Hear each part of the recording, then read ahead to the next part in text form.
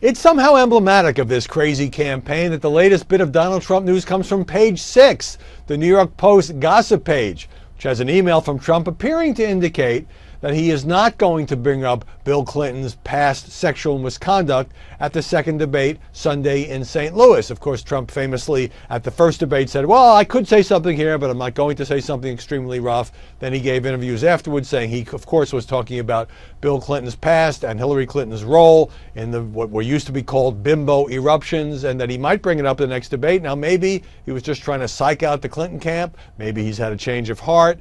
Who knows? And maybe he'll change his mind. But according to page 6, which everybody now has to read, that's the latest on that.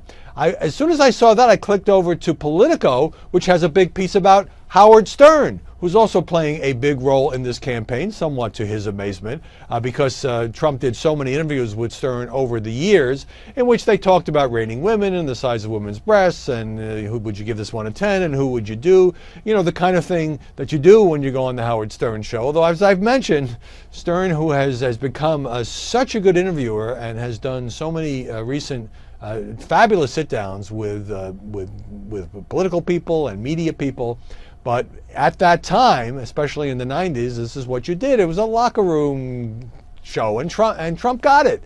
He was an entertainer then. So naturally, Hillary Clinton's people and some of the media are trying to make a lot of that because that's when he talked about Rosie O'Donnell and rated women in a way that is simply not appropriate for presidential candidate. And Trump acknowledges that. He said he was an entertainer then. Those were the years, and later years, of course, he was doing The Apprentice.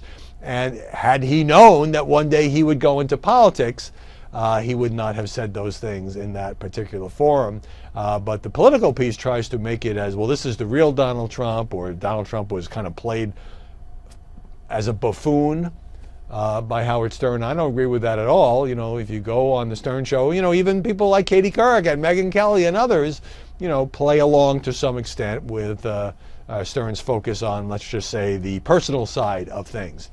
And in fact, Stern got mad at CNN, and rightly so, because the one interview that has nothing to do with sex, that has gotten an awful lot of play in this campaign, has to do with a few months before the Iraq invasion. Howard Stern, what do you think? Should we go into Iraq?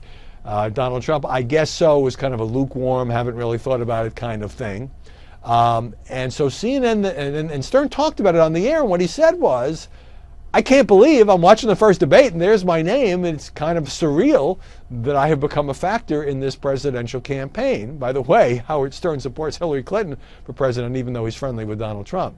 And then CNN used that and had a headline that said something like, you know, Stern, Trump was against Iraq, as if they'd had some private conversation. No, all Stern was doing was reflecting on the fact that they had had that seemingly innocuous conversation in 2002 that has made so much in the headlines. So seems to me a lot of this campaign, at least the way that Hillary Clinton and her ads are pushing it, is coming down to Donald Trump and women. The Howard Stern interviews are a factor in that. The Miss Universe flap is a factor in that. Politico is now writing about that. Donald Trump now says he's not going to talk about Bill Clinton, although I wouldn't be surprised if other people bring it up or he brings it up at some non-debate forum. This tells you that we're getting down to crunch time, and that the female vote, which is breaking heavily for Hillary Clinton at this moment, is a major factor in this campaign. That's why you're seeing so much of this coverage about who said what about women in the past.